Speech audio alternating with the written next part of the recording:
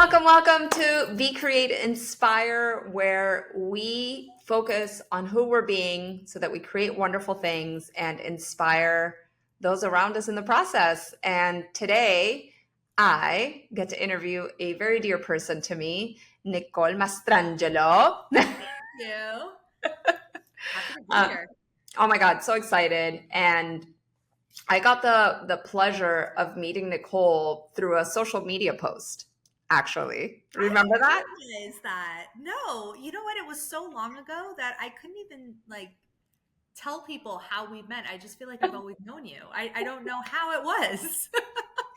So I remember a friend of mine, Shivani, did a like Yes. shared a post about like Daily Drip looking for our marketing contributor, and I was like, I had that like imposter syndrome thing real quick that I was like, I'm a marketer.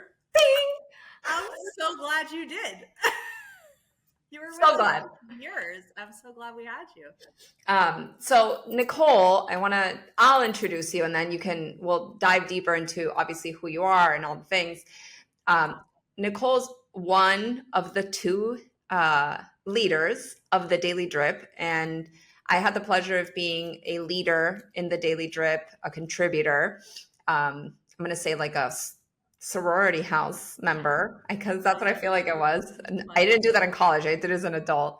And the Same. Daily Drip, yeah, it's like this magical connection, this community for business women, so professionals. And it's been so lovely to see the growth of it over the last, what, like 3-4 years that I've been Oh, yeah. involved.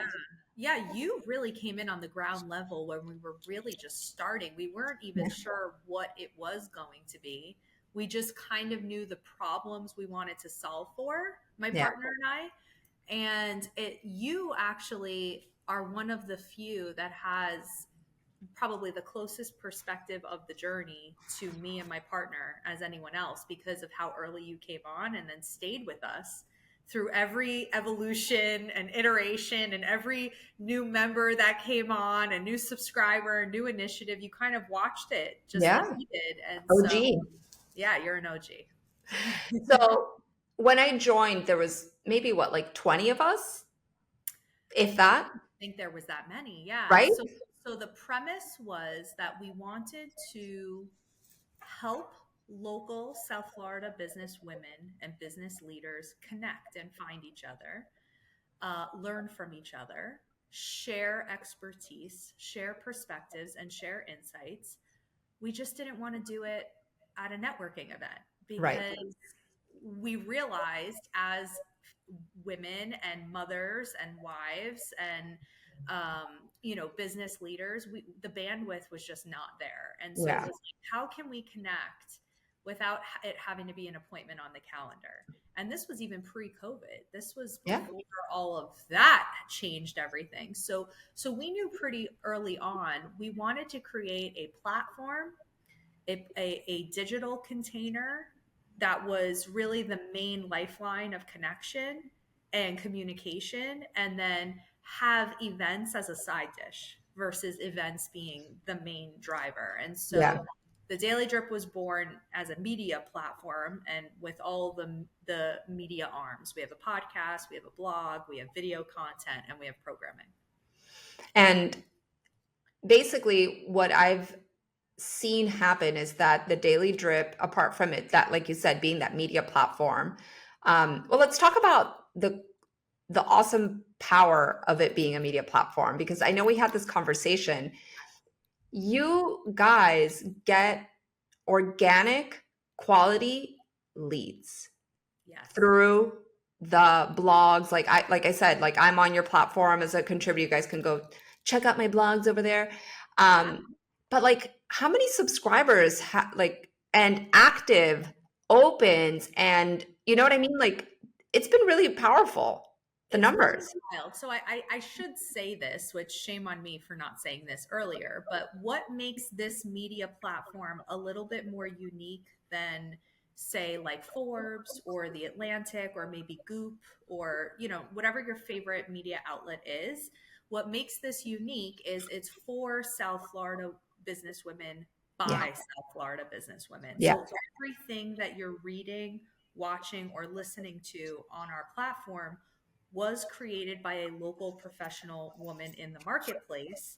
And we give them each piece of article or podcast, they're tagged in so that you can go and connect with that person in Right. real time and continue the conversation and connect with people. And that was really the beauty of this, is we decided to really niche to this marketplace and meet everyone where they are. Like, we're online. That's Yeah. where everyone is. That is That's for like everyone. a working event that never ends, right? It's just always raging. It's the party that never ends. And so yeah, when we first started, you're right, we had about 8 thought leaders. That's what we call them, our thought leaders. These Right. are the women who are contributing to the content that we're putting out there.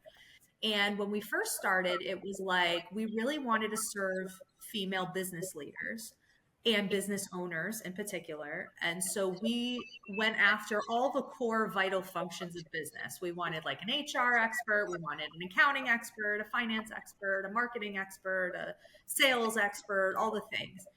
And what we didn't anticipate is, just by virtue of those women creating content for us, the platform exploded because their network was seeing Yeah. them in action, shining and saying, "What is this? I want to follow along." And so then they would subscribe, which is free to subscribe and get our weekly newsletter. But they would subscribe, they would follow us on social, and really, like, then they wanted to get involved. And then before we knew it, we were getting people who were like nutritionists, therapists, health coaches, stylists. Like, we were getting everything under the sun. And then the Daily Drip kind of evolved from like business only content to really lifestyle content for the Yeah. modern businesswoman. And that was really cool. But yeah, because it was thought leadership led content Hmm. for us, by us, our audience pretty much exploded. We now have an audience, like a total audience base of over 4,000 business women from Palm Beach to South Beach. We have a weekly newsletter, and on average, that newsletter gets opened about 60% of the time. So 60% of That's people receive. huge. That is huge. Huge. Like, That's marketer huge. to marketer, you and I Yes. both, we could get that for a client. Yes. Forget You're it. winning. The national average is 17% Yeah. for media. 17% of subscribers to any media platform will open the newsletter and read it. We get 60. When they do open it, they're clicking. We have about a 22% click through rate on average week over week. And again, that's like 2% Amazing. standard. I was gonna So say that's like 22%. So dreaming.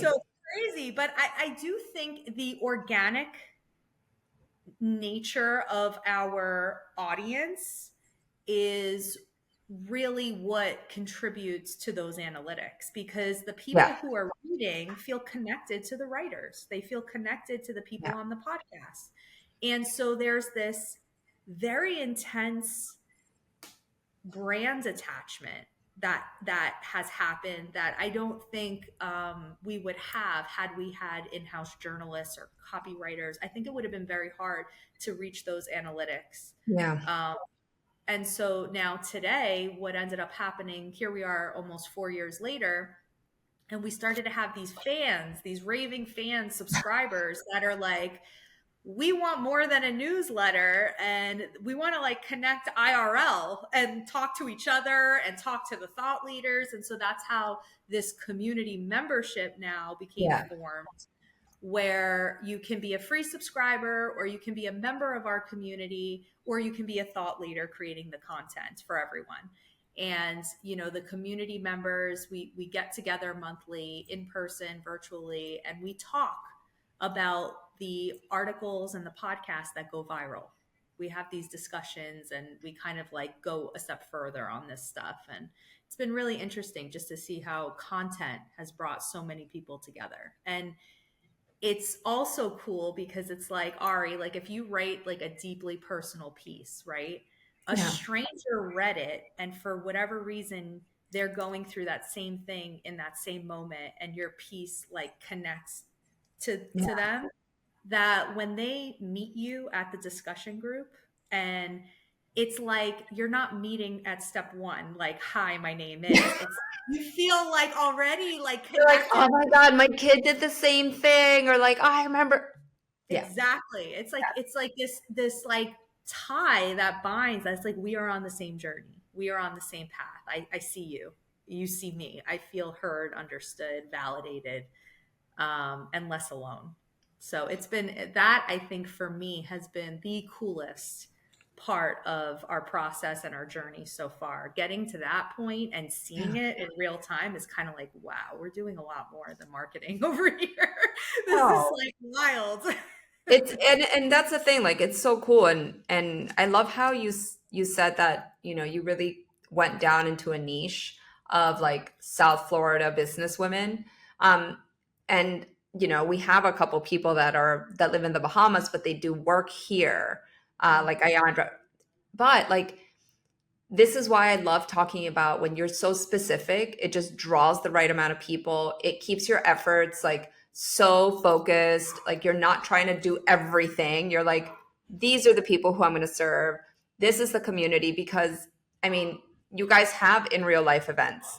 How easy is it for me that I'm in Miami to drive to Fort Lauderdale to the event and then meet everybody versus feeling like I need to, fly or feeling excluded. Like, it just feels like such a, and then we have lunch together, and like I'm still friends with a lot of the girls in the Yes. daily drip, and they become clients, and it's, collaborations. Like, it's so cool.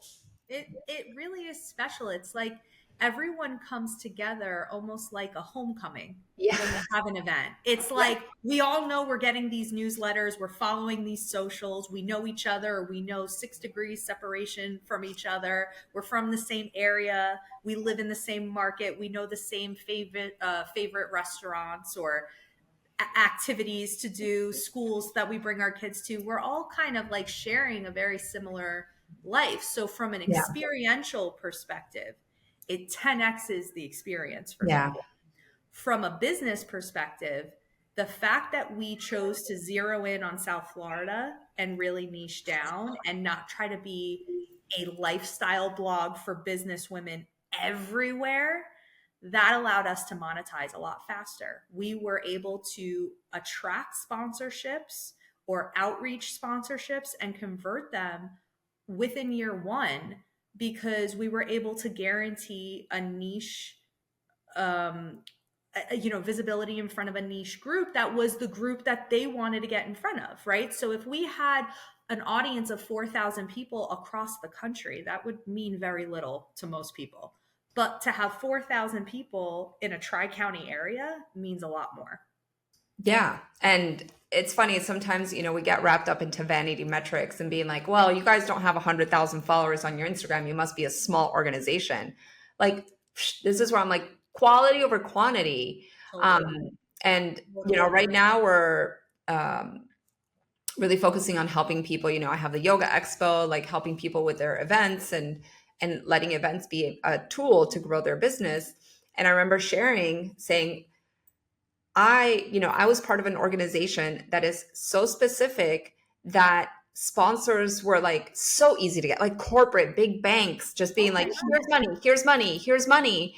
And it like takes so much pressure off you because you're like, oh, thanks for the 2 grand, TD Bank. And now I don't have to worry about paying for rent because you're like God. literally handing people on a silver platter. Oh my gosh, TD Bank was an incredible, incredible, vital partner in year one.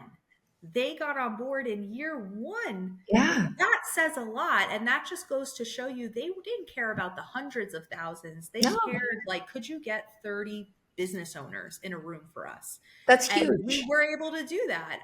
Even NSU, Nova Southeastern University, Yeah. they had a new event space, business space. It was an innovation center for founders Hmm. and startups.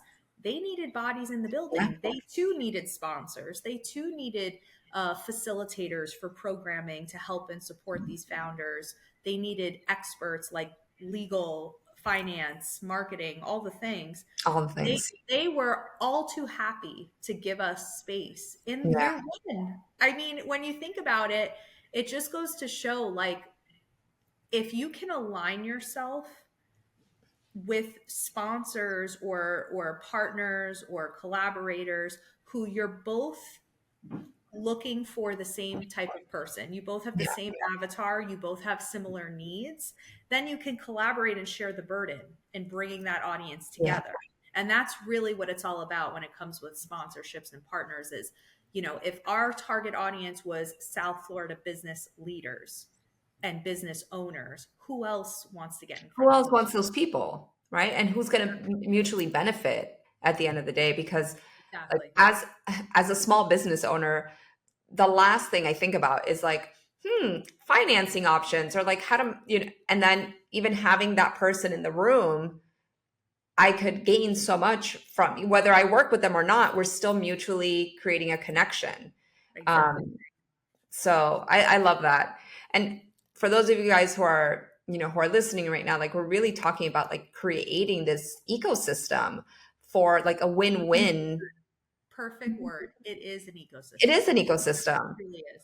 Yeah, because the way that, the Daily Drip, Nicole and Romy, who I would love to talk to because she has like the numbers brain that I'm like so jealous of. And she's just awesome in general. The thing that you guys have built, like this living, breathing, it's like it's like an amoeba. Uh, It has its own legs. I mean, I think that's how you know you've made it when your business is its own living, breathing thing. yeah, You've made it. You've entered a whole new territory with a whole new bag of issues. It's like when you're starting out, you're just trying to like push this boulder up the yeah, hill, and then all of a sudden you make it up the hill and you forget that it goes down on the other side, and then you're like chasing it, chasing it, chasing it. That's how we feel these days. yeah. Which that's a great problem to have, and I want to highlight again that it's been a lot of it's so organic, right? Like maybe yes, you pay for somebody to help you. You pay for team members to alleviate Yes. the burden of having to do everything yourselves because in the beginning, right, you wear all the hats. Right. But at the end of the day, I've never seen an ad from you We have grown this completely organically. We organically. haven't even boosted a post, Yeah, not even an event post, nothing. We haven't we've spent $0 in those things and intentionally so. Like as a marketer, specifically a content marketer, branding and content marketing, like I know all too well the marketplace and the game has changed. yeah, big Digital time. marketing and sales tactics do not work in a hybrid marketplace, or they just don't work as well. Yeah, And it's become a game of the one with the biggest budget wins. yeah, And it's really the fastest way to go broke. yeah, So I'm very in tune with like consumer behavior, and post COVID, there is a very different pattern of behavior and a very different way people are making purchasing decisions, right? yeah. So we are online, we are on social media. And it's really interesting because Quest Diagnostics, actually, Yeah, the the blood people. medical center, yeah, that's where you might get where you have to go get blood work and things like that. They released a study in 2023 that 40% of Gen's 40% of people turn to social media for medical advice and medical information, and that number goes up triple for millennial and Gen Z. Wow. So we are learning and making consumer decisions via social media, and it's not Yeah, just how we're buying lipstick and t-shirts. It's yeah. literally how we're learning and buying everything. It's how we're picking our attorneys, Yes. because we see our attorney is in a picture with someone we know, like, and Yeah. trust, and maybe I should go talk to that person.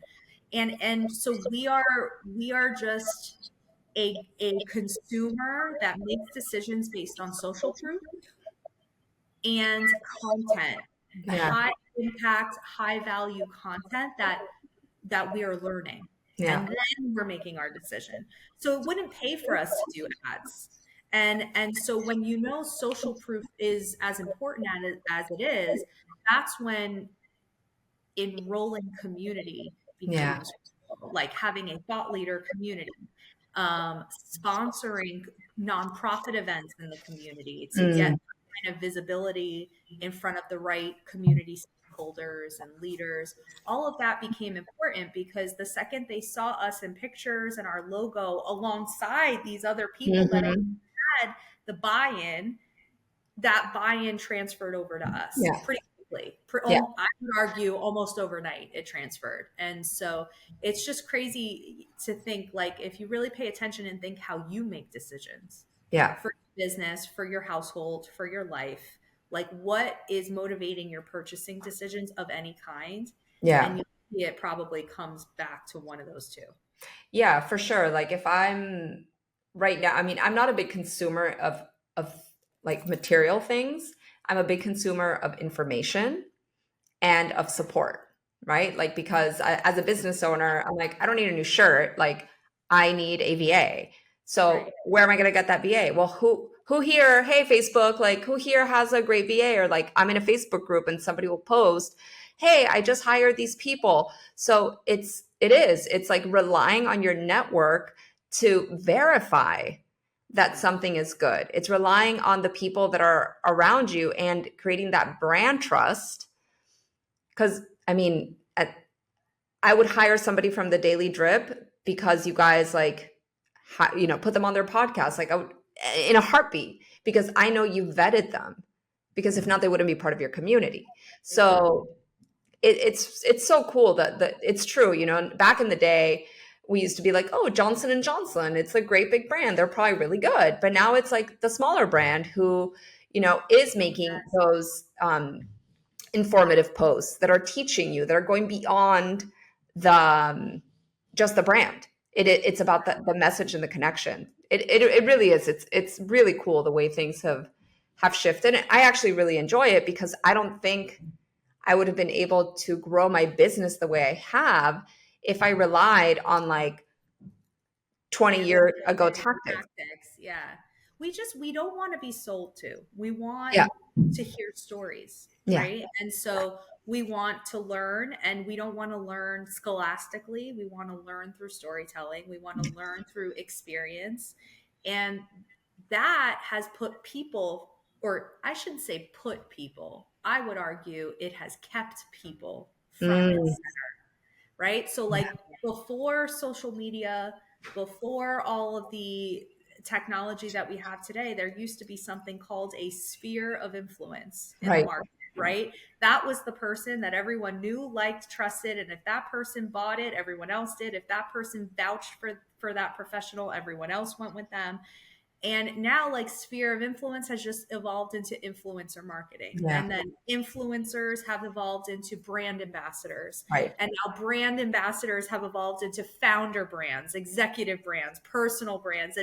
And so at the end of the day, it's like people are the heartbeat. Yeah. They always will be. We connect with people, not logos. Yeah. Right. And so, I think thought leadership, subject matter expertise, storytelling, these are 21st century skill sets Yeah. that every business leader needs today. Like today, if you're a business owner, you're a content creator, whether you like it or not. And Surprise. Sorry, not sorry. Like, that's the skill gap that people are kind of like, whoa, yeah. I'm a brilliant, attorney. I'm a brilliant insurance provider. I'm a brilliant financial advisor, consultant, insert technical skill here. Yeah. But really, like, winning in the game of entrepreneurship, whatever your technical skill is a game of how good are you at building your influence and your personal brand and telling Yeah. your story. Yeah. And I love that because honestly, like I think for me, since I love what I do and I'm so blessed, right, to be able to work in something that I'm just like mission driven, like I just feel like I'm always on a mission for something in a good way, right? I get to share that. I get to share my experience. Like I'm like, yes, I don't have to just rely on, an advert or like I get to explain, I get to teach, I get to share. Now, I will say I'm also super lucky. I have almost 20 years of yoga teaching. So like the teaching part and explaining things comes very natural to me. So I can't imagine maybe an accountant being like, hey, all of a sudden, here's your ring light, go for it. Exactly. It's tough. And that's where I say I think the Daily Drip was pretty ambitious in its mission of trying to turn business leaders into thought Into leaders thought leaders. and subject matter experts and Yeah. content creators and influencers and brand ambassadors. I mean, what a ambitious goal. But the funny part is that when I am ever asked what does our thought leadership program look like, my answer is it's 10 times simpler than you think it is. Yeah. And the reason is because on social media 99% of the users are consumers. They're Yeah. just like Yeah. doom scrolling and consuming everything. Only 1% of the people are doing the talking. Yeah. And so what ends up happening is thought leadership is as simple as starting to talk, Yeah. starting the conversation, joining the conversation. It's the ones who are talking that are considered the leaders. So it's the biggest, I think, irony of the whole thing is that there is no real heavy lift to take an accountant and turn them into a thought leader. It's about Yeah. prompting them. It's about providing the right prompts, the right topics, and the right questions to ask to get them thinking about things, not from the accountant's hat, but maybe from the attorney's hat or the Mhm. client hat or the beginner's hat, and then just having the camera nearby. Yeah. And also, I think that the type of brand that you've built attracts the curious thought leader. Like maybe I'm not a thought leader right now, but like Yes. I have an inkling, right? It's Yes. so that's also like, you like attracts like, Yes. you and Romy being out there and the type of events that you do and the platform that you've created isn't going to probably attract like the super introverted. I don't like to share. I don't like to write. I don't like to talk. Like, No. so definitely. No, it's definitely our person is a business leader, an expert who's pretty seasoned in what they do and wants to have a digital presence, Exactly. wants to Wants show it. up in this way, Yeah. but is a novice. Yeah. They are not a content creator. So sometimes there are these really tremendous content creators, these lawyers that have like they have more followers than we do. They're just they're pumping out content left and right. They're not really the best fit for us either in some cases because Mm. really they're not coming to learn, right? And Right. so we need the person who's coming to learn. Right. Um, that's interesting that you say that because I wouldn't have picked up like even though like the things that you help the business owners with that you teach are super valuable. Um, I wouldn't have interesting. See, like how subtleties, like you obviously know your business so much more than the person, who's part of the community. You know your people. So this is something I would love to help others understand because you also have a basically full-time like marketing and consulting business. It's not a job, it's a business that you work in, and you have the daily drip, and you're a mom, and you'd recently got married. So let's talk about the being.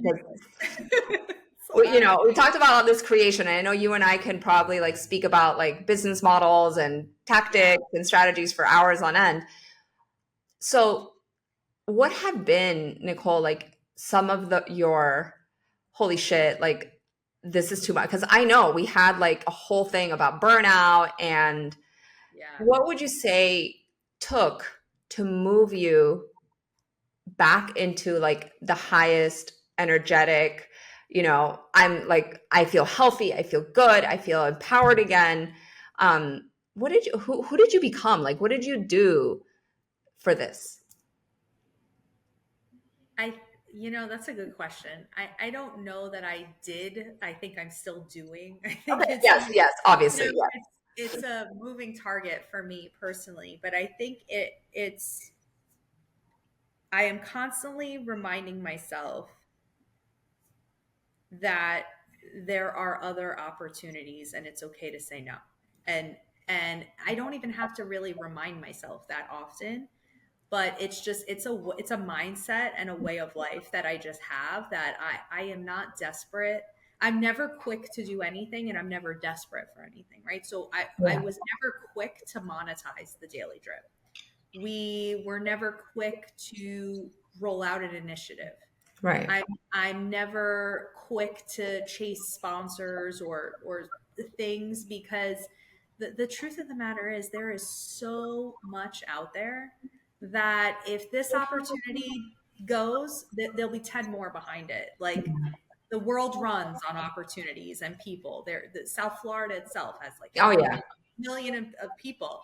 Yeah. So I think that is important for me, to make sure I pace myself and I put sustainable and realistic workloads on my plate. But I think for me, what hangs me up that I have to really work harder at is not necessarily like a scarcity mindset, but more of a I would even go as far as to say almost like a hero complex, where it's like I want to help everybody because I I'm the same. I'm the same. and that is like the killer.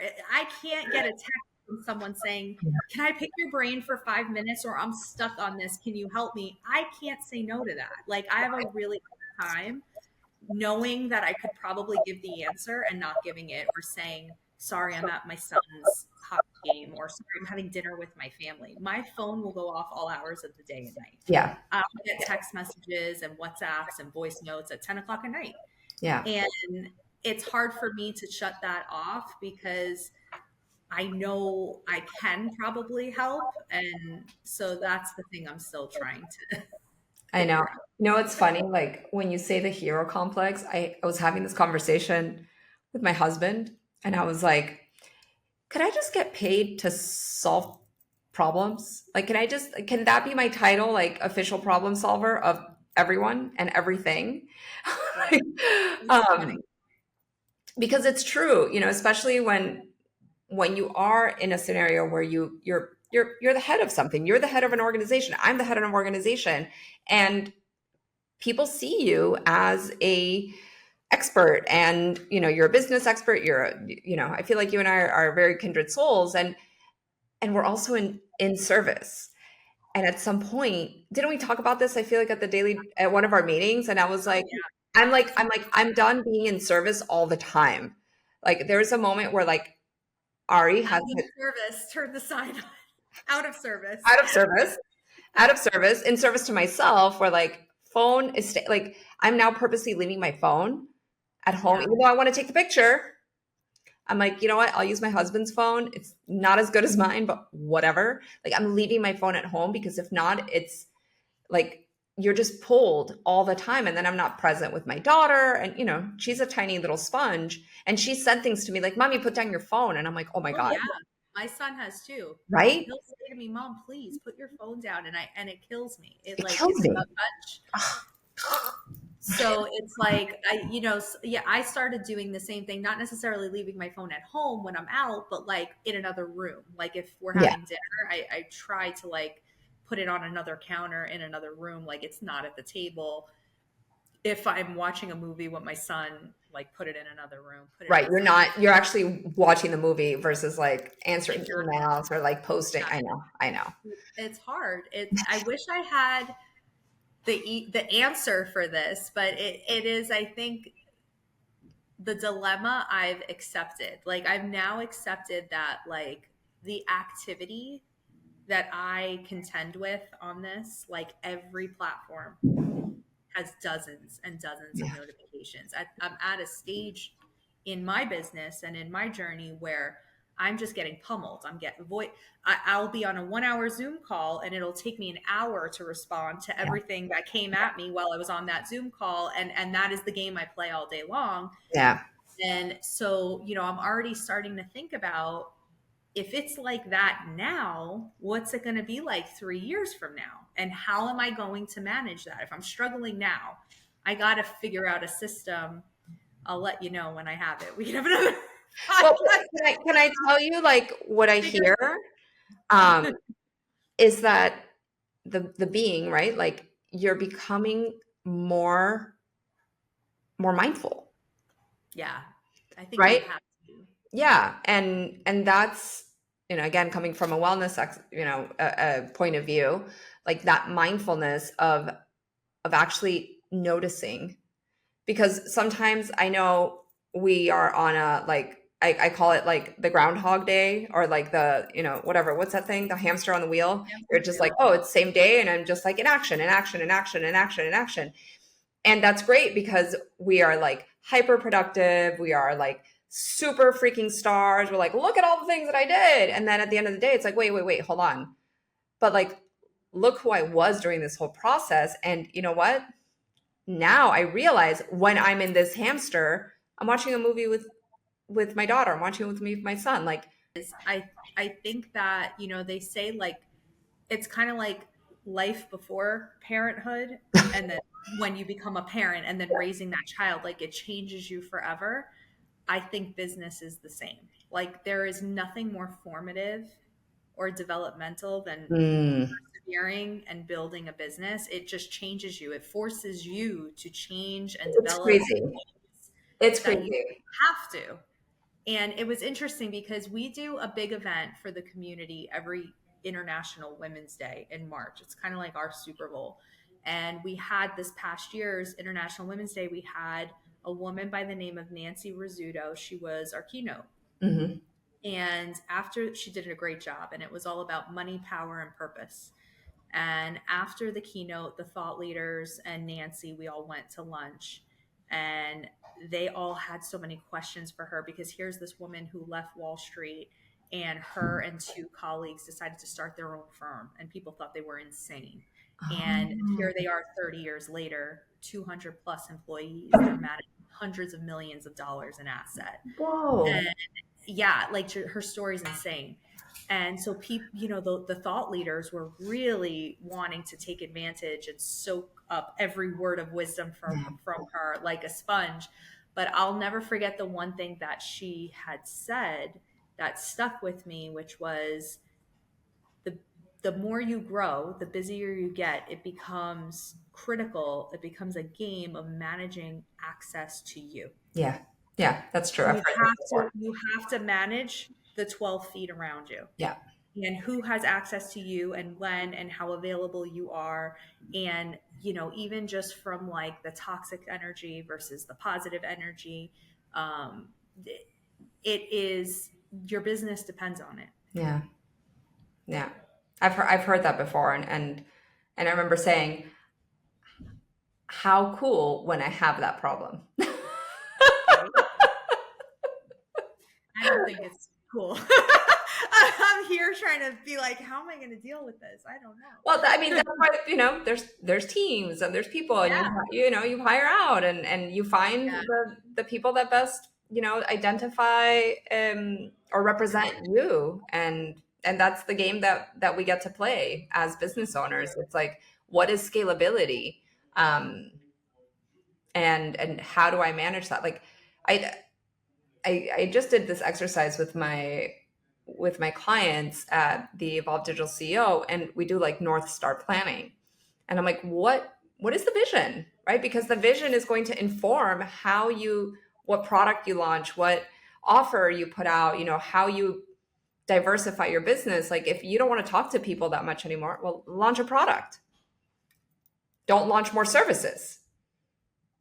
So it's like, we right, can start figuring out what that looks like. And especially, I know it's harder for service-based business owners, right. where it's like, well, how do I diversify? But like, I met somebody the other night.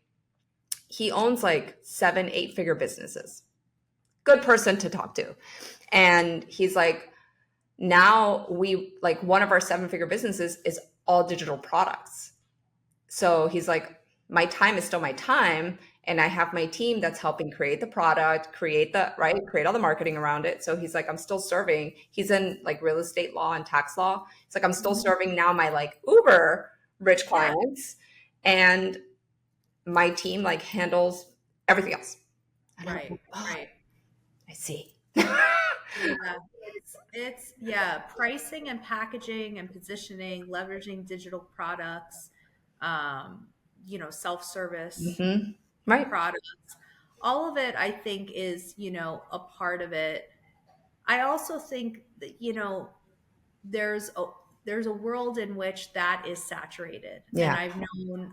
I've met quite a few people in the online business game that are struggling now. Like, it's a lot harder now than it was Yes, it 5 years ago, and that's just because it's noisier, right? is. There's more people doing it, and the nature of the online business game cuts out the human element. And it brings us back to the earlier part of the conversation, which is we don't want to be sold to. We don't want Yeah. advertising. This is not the way we're buying things anymore. So I think the ones that figure out the happy medium Yeah. and like really balance that out and figure out, like, you're seeing a lot of coaches where it's like the coach is creating the digital product. So there's that human Yeah. element where they feel connected to that person, and then they can buy into more access to them. Yep. I feel like there's something there where people are getting what they need. They're getting both. But I think it's going to be really interesting to see, what happens in the next 10 years. Oh yeah, for sure. Well, I am just so happy that I brought you on Me for too. this Thank podcast, you. and you're just such a wealth of knowledge, and you're just such a giving soul. So I'm just so happy that people got a chance to, like, hear it from your side, and like see also how they can build communities, and why being specific. So hopefully you took something from this as a listener, or if you're watching this on YouTube, that sparked inspiration, right, at the end of the day. And obviously please reach out to Nicole, subscribe to the Daily Drip, check out all the articles. There's so many like real deal, like soul-centered articles, as well as like business, super strategic, tactical things. So there's just a wealth of beautiful women that have contributed there, some who are good friends of mine now. Oh, I Thank love you, that. Nicole, for Byron, being thank you so here. much for inviting me. Yeah, Thank you for letting me absolutely. be a part of this. And I'm glad that we got to have this conversation. I love talking to another marketer and business owner, because it's like you don't have to say a whole lot. We just get it. It's true. So please like and share this podcast. Invite somebody to listen to this episode if you feel like it was helpful. And we'll see you guys on the next. So continue to be your amazing selves, create the lives you love, and inspire the world around you. Bye.